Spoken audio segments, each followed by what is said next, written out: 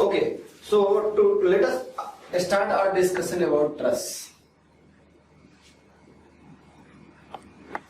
Whenever you see any workshop of the mechanical work floor, or you would have seen the bridges, there you will find that the structures will be there that will be having just a frame kind of a structure. The structural members, they will be connected with each other by the joining. Now when we are going for the structural members, this type of arrangement, when structural members are making the arrangement for infrastructure, is known as a truss. Now when we are going to say the truss is having a difference from frame. So what is the basic difference between these two? When we are saying the frame structure and when we are saying the truss structure, the main basic difference between these two lies that when we are calling the frame, we are having different structural members. Let us take the example that these type of structural members are there, and when they are getting joined, so what are the possibility to join them? One way is that you just join them using the pinning them. We can join them like this.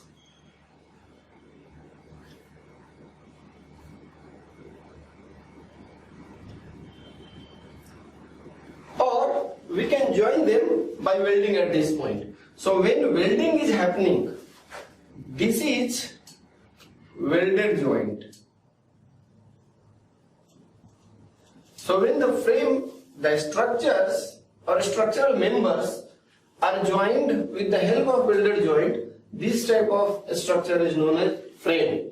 When the structural members, they are connected with pin joint, so this type of members or this type of a structural arrangement we call truss. Now when we are going to have this description of the truss, we define truss in various ways. But before we go to that, let us try to understand what are the types of truss that is there for the structural purposes. So when we are going for a type of trusses, one is called plain truss or coplanar truss and coplanar truss, and you can say other one rigid truss. Right. So when we are saying the coplanar truss means what? Whenever we are going to get the structure, we can find that all the respective members which is joined together, they are lying in one particular plane. So these type of structures we say that coplanar structure, coplanar truss. Now when the truss is having this 3D view, right, when it is going to have this volumetric view, those type of truss we call this as the rigid truss. Now when we are going to join the different structural members together, this truss is having another type which is known as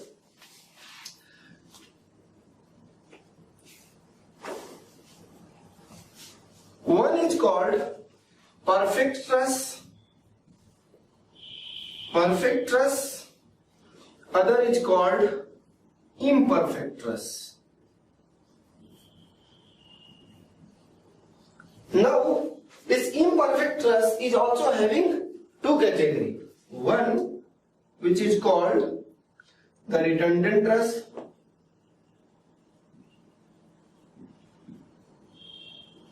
and other one is called deficient truss.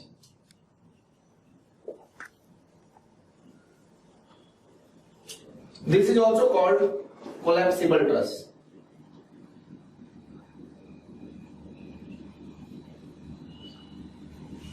Now, how to understand what does it mean? So let us take a simple example that we are having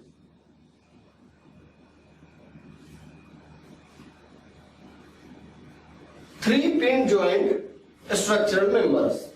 Now, for this purpose, this is called the structural member and this is called a joint.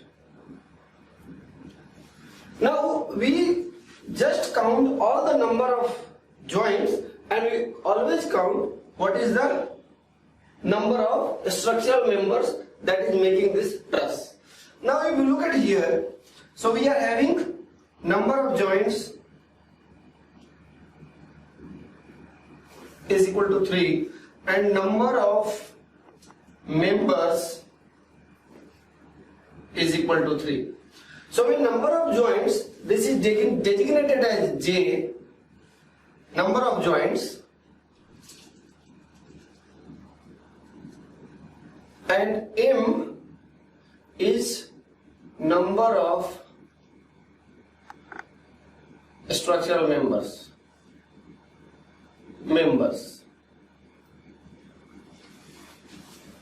Now we go for one formula that says that if M is equal to 2j minus 3, we calculate this, meaning is that the number of members of the structural arrangement, if it is equal to twice the number of joints minus 3, if this is going to be followed, this is called perfect truss. Right? So, what are the other possibilities? One possibility is that this M is not equal to 2j minus 3. If this is happening, we are going for imperfect truss.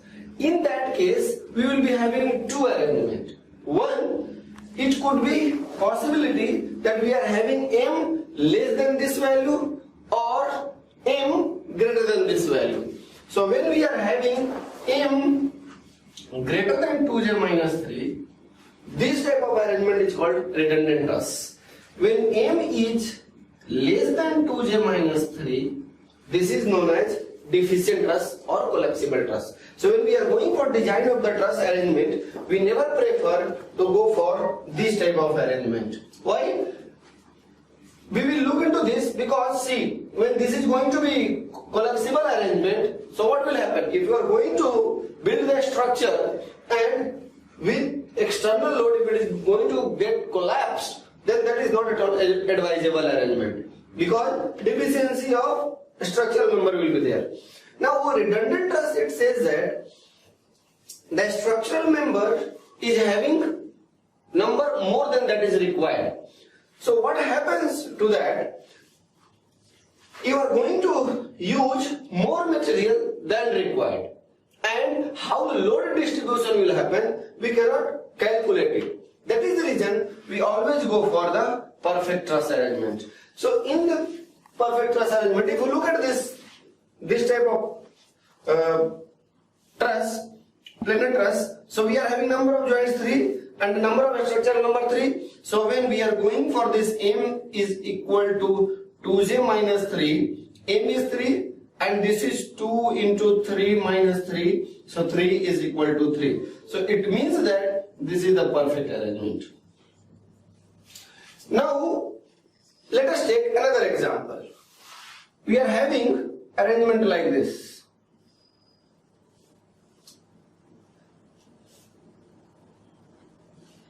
Right? So how many points we are having? M we are having 4 and J we are having 4. So if you are going to calculate 4 equals to 2 into 4 minus 3, so this is going to be 5. So which is not equal to this. So what is happening here? In this case, we are getting M less than 2j minus 3. It means that it is a deficient truss. So if you are going to have any kind of a structural arrangement here, it is lying here.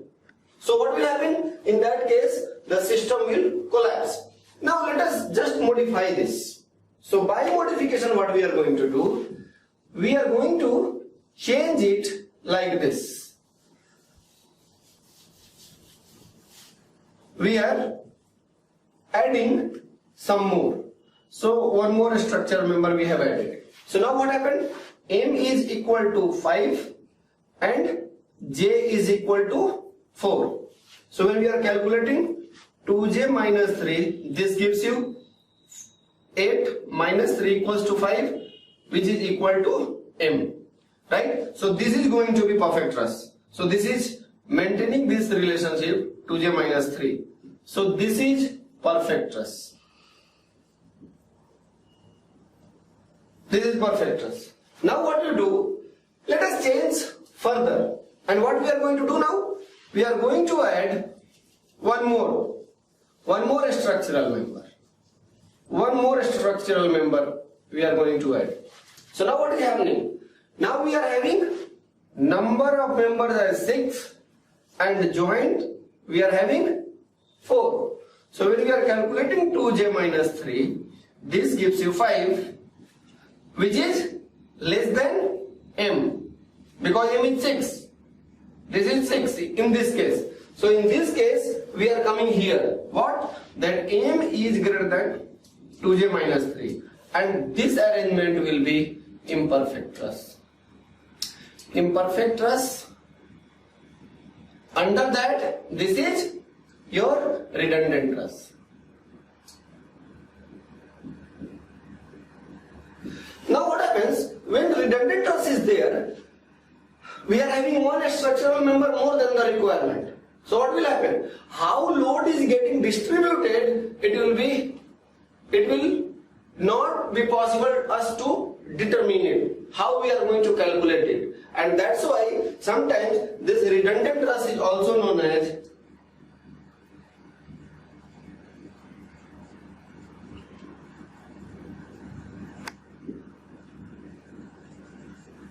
indeterminate truss. We cannot determine that how it is going to be load distribution. And if you don't know load distribution, this is not at all good for the arrangement or a structural member. Now, what happens when we are going to load one structural member? So if we are going to look at this one, how load is distributed. So we will look into this and what are the special types to analyze those distribution of load. To do that, we will take certain assumption which is very, very important from point of view of this truss. So assumptions that we should be careful as assumptions for truss analysis. So first assumption will be that structural members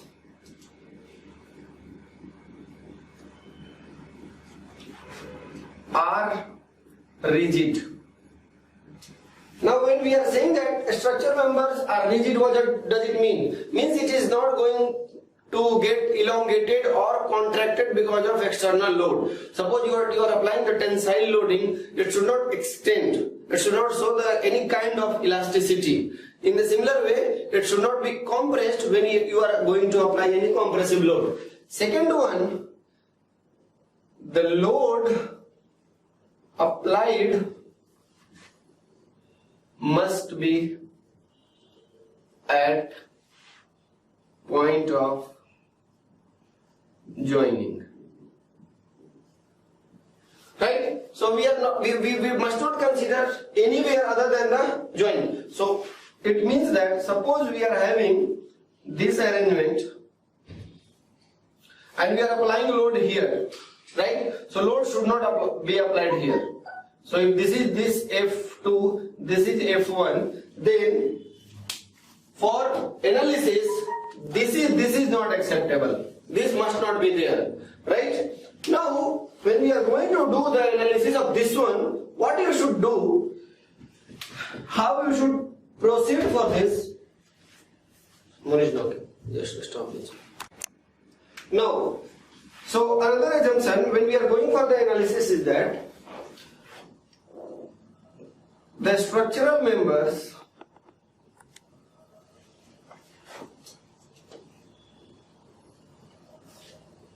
must lie in the same plane. This is required because if plane will be different, then the course of analysis of this structural member will be different, and we will not be able to correlate the way it should be done. Fourth one, the weight of structural members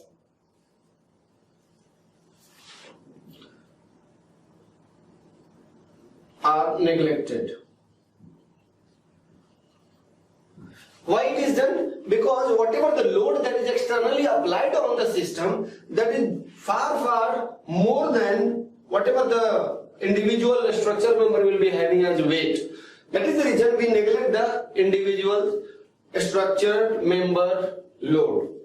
It's particular its weight. Fifth one, and that is one of the very important, that we always go for perfect truss analysis.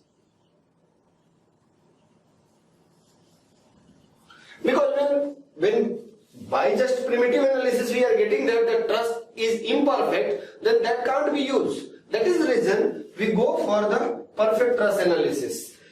Now, what are the possibilities when we are going to have the structural members under the analysis?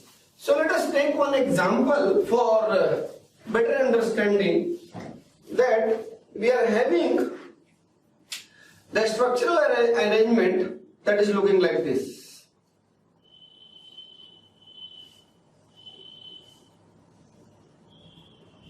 We have joined them, right? This is hinged, and here we are providing the roller support. Now, since this is a 2D arrangement, we are going to analyze. Now, first of all, we will check that this is a perfect truss or not. Now, what is happening? We are having 1, 2, 3, 4. So, J is 4, and structural members are M. We are having 5. So, 2J minus 3 is going to be 5, which is equal to M. Right? So, hence, truss is perfect. Truss is perfect. Now what we are going to do, we are going to load it externally. So suppose we are going to load it externally, we have done the loading here. F1 we have done here and F2 we have done here. So what will happen? That F1 and F2 will be transmitted to all structural members. Then what will happen?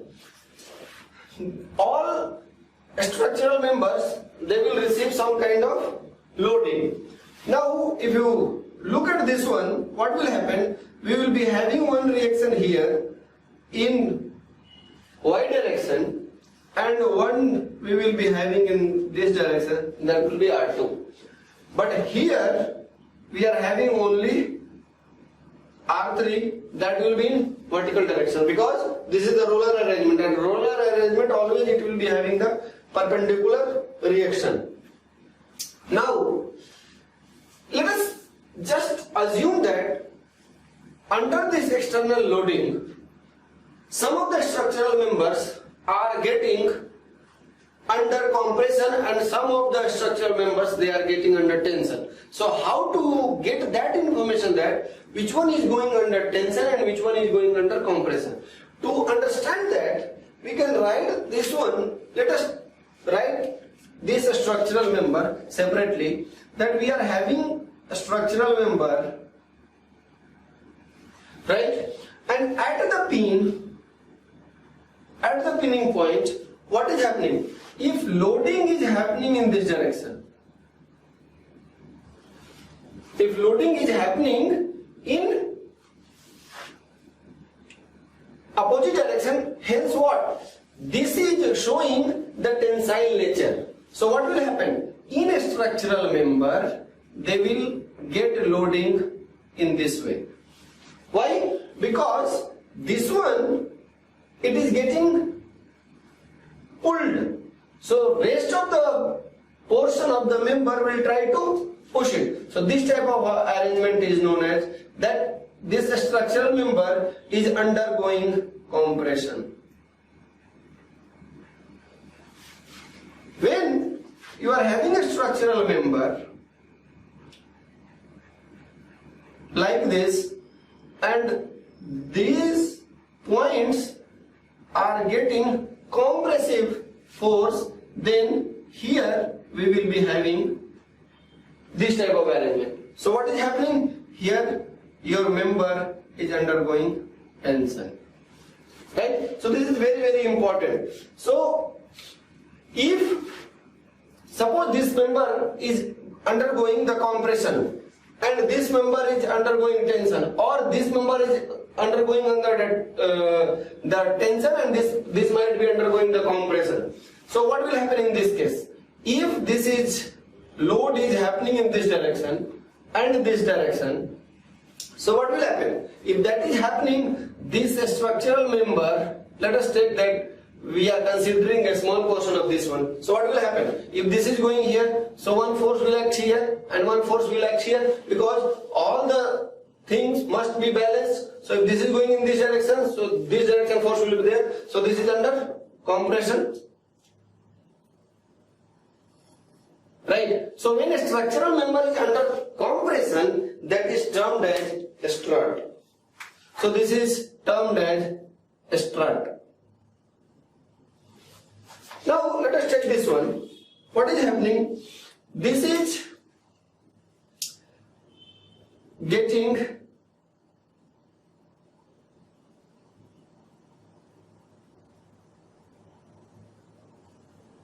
this way, right?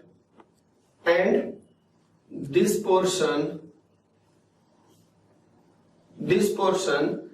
is acted by this, right? Here acting force like this. So what will happen? You can see this one, this is undergoing tensile loading. So this is under tension. So this type of members we call tie members. Right? So if any member which is under compression, it's termed as strut, and any structural member which is undergoing tensile loading or it is under tension, that is termed as tie members.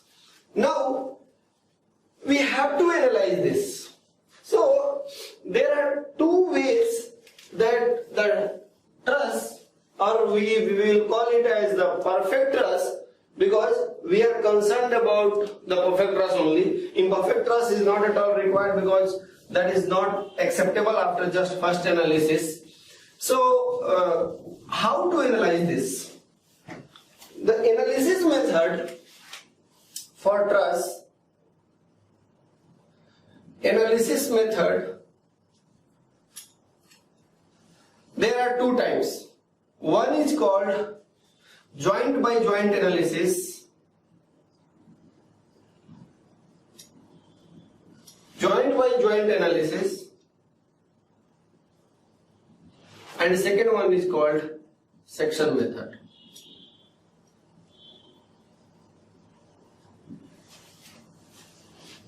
What is the meaning of joint by joint? So joint by joint says that suppose we are having the structural member like this.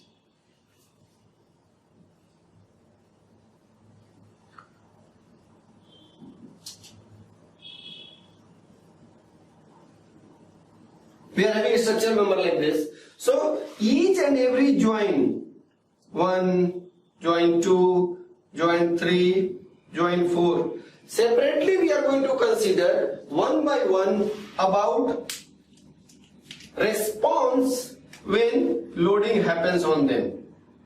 So this type of analysis is known as joint by joint analysis. In case of section by section method, what we do, if we are having arrangement like this,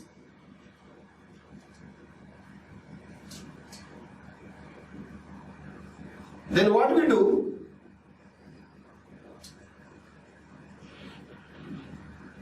rather than going for one particular point or point by point, what we do, we take sections. Right? Suppose we have to just analyze that what will be the response of this portion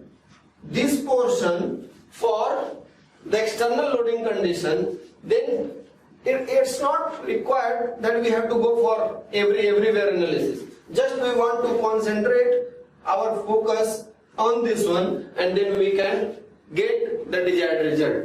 So this type of arrangement is called section method. One thing which is very, very important that we should be careful when we are going for the section method analysis, that when you are creating any section, right, it must not cut more than 3 structural members. So if this section, if you are taking, let us take this as the MM section or NN section. So it should not cut more than 3. Second important point is that if you have cut 3 also, all these 3 members must not pass through the same point. This is very important. Let us take another one is like this one. So this is your PP. So how many members it has cut? 1, 2, 3, right? And in this case, this member and this member, these 2 are meeting together here, but this member is not meeting at the same point. So this is very, very important that that must be always considered when we are going for the section method analysis. Now what will happen? Under certain condition, some of the members will not have any kind of loading. Right? Means they will be acting as a free. Means no load is transferred to those structural members. So that type of arrangement, when we are going for the analysis, it makes our life little simple.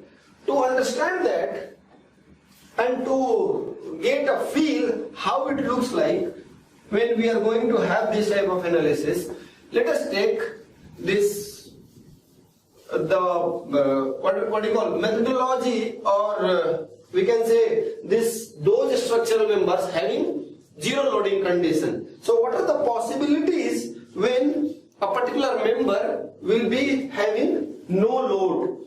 So let us take this one and we will look into this. So what happens when we are having the arrangement such that we are having, suppose 2 structural members, they are joined together like this, 1 and 2, and they are not collinear, means they are not lying in the same line. And if there is no load here, meaning is that if load is not there, right? So here loading will be 0, right? There will be no load at all in this one. This is point number 1, which is very important. Second one is when they are lying in the same line. Let us take that. They are lying in the same line. Then what happens? The force, let us take this one as the 1. Here, what will happen? Let us take that this member is getting force F1 and this member is getting force F2. So this F1 is equal to F2. So both will be having the same force if they are lying in the same line. They must be collinear. So here same line is important. Here they must not lie in the same line, right? They should be at the different line, and get any kind of external loading. Next point is, which is very important, is that we are having two collinear and third is coming on this one. Then what happens? See, these two will be having same F2, and suppose this is getting F3, right? So this F3 will be 0 and F1 will become F2, right? This is very important. Now next one is,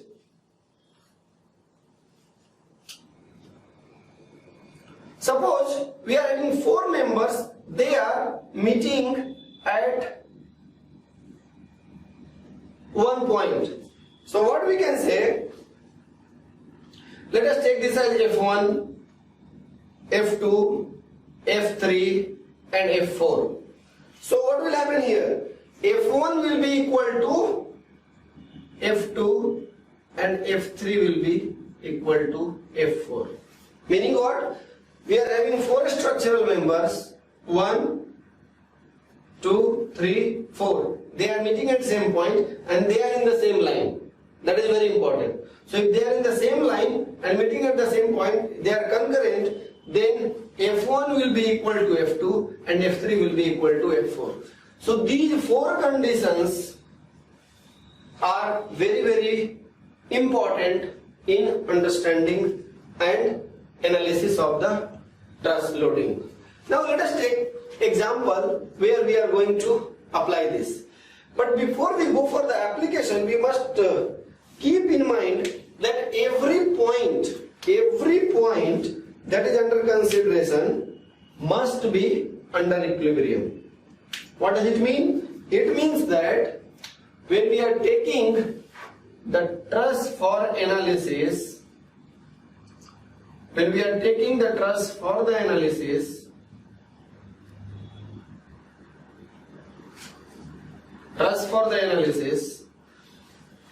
and loading is happening, suppose here loading is there by F1 and loading is here as F2.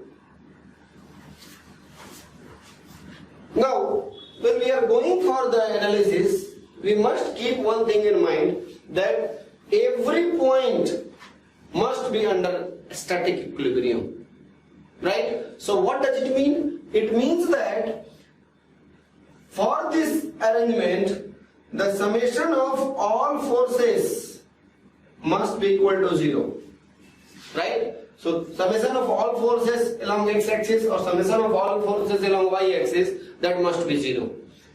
Other thing which is very important, that it is not only force, because if it has to be under equilibrium, then it should be under translatory equilibrium as well as it must be under the rotatory equilibrium. So summation of all moments of forces, that must be also 0. I write these two just to make it clear that in some text they will use this as the parameter and in some text they will use this as the parameter. And both moment of force or torque, both are having same type of response on the object. They will be having the tendency to rotate them.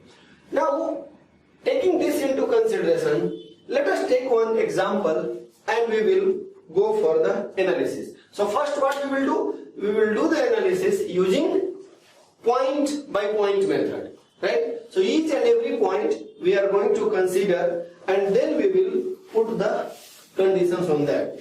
So let us take one problem, and the problem says that problem what we are going to take, first we will take a simple problem and then we will take some gate problem and we will try to understand it in a better way. So let us take example that we are having one arrangement like this.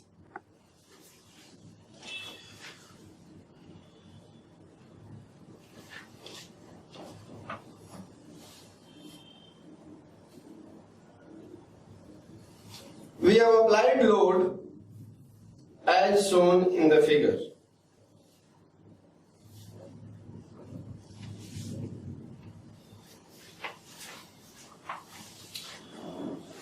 This distance is given as A and this is also as A and this is also as A.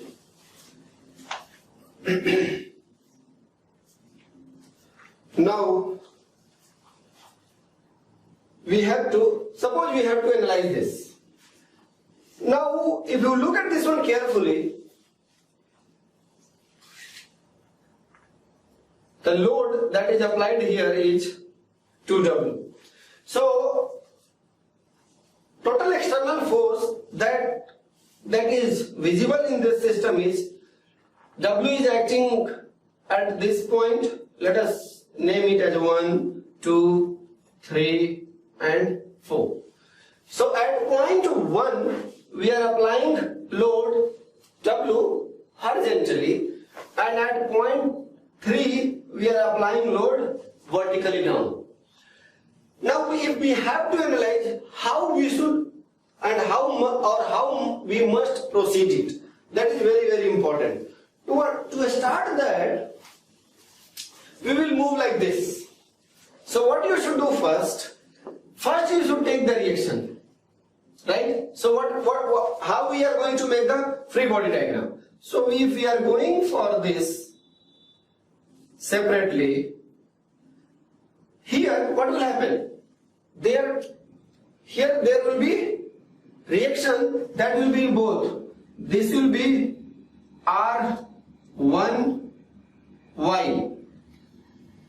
or rather 1, let us write this as 2.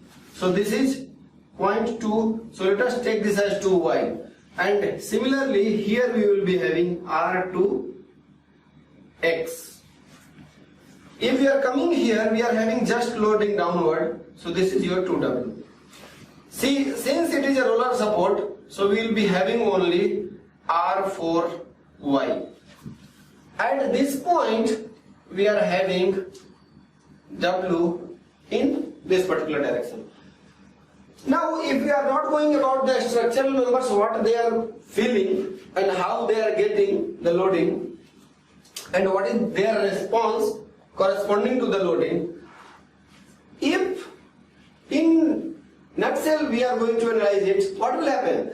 The summation of all forces must be 0 and summation of all moment of forces must be 0. Now if you look at this one, what is happening? If you just take summation of all forces along x-axis as 0, then what will happen? In this one, along x-axis, only two forces are acting. One force is this one and other force is this one. And if this has to be 0, it means that W plus R2X must be 0. So what it is giving? This gives you R2X is equal to minus W. Right? Then what is the meaning of this minus W? What does it say? It says that whatever the direction we have taken, that direction is not correct. Because both are contributing in same sense, so the whole system will be accelerated towards this. So magnitude wise it's okay, but the direction at this point must change. So direction here will be in this, and magnitude wise this is going to be W. Right? So we got it here. Next one, what we have to get? We have to get R2Y and R4Y. So this is acting along positive Y and 2W is acting downward. So when we are going to apply this summation of all forces, if Y is equal to 0, this gives you R2Y plus R4Y minus 2W is equal to 0. right? So this will give you R2y plus R4y is equal to 2w. So we got one equation. This is equation number 1. Now we have to solve this, then we need another equation. So how to get that equation? To get that equation, we will use this concept. So what we are going to do? We will do that. Let us take moment about this point. Point 2. So this is point 2. So if we are going to take the moment about 2, so what we can write? Moment about 2. Summation of all moments about 2. So if you are taking, see this will be having the sense of clockwise. So this one we can write, this distance is given as A. This distance is given as A. And this distance is also given as A. So this one will try to rotate in this direction. So we can say minus 2w into A. This one will be having sense clockwise, anti-clockwise, so that will be positive. So R4y into 2a plus R4y into 2a minus. Again this will try to rotate whole structure clockwise, so that must be minus. So minus w into a, and this must be 0. If we are going to consider this one, what we are going to get? Then we are going to get that R4y into 2a is going to be 3wa. So a will be cancelled. So R4y is going to be 3w by 2. Right? So 1.5w is R4y, and summation of R4y plus R2y is 2w. Right? So from this equation, so this is 2. So using 1 and 2, what we will get? R2y will be w by 2. If you are going to add these two, we are going to get the same value 2w. So, and all are positive. This is also positive and this is also positive. It means that whatever the direction we had assumed for the response of the forces here, that is correctly selected. Right? So this way we can analyze the things. Now let us take some examples. Based on that we are going to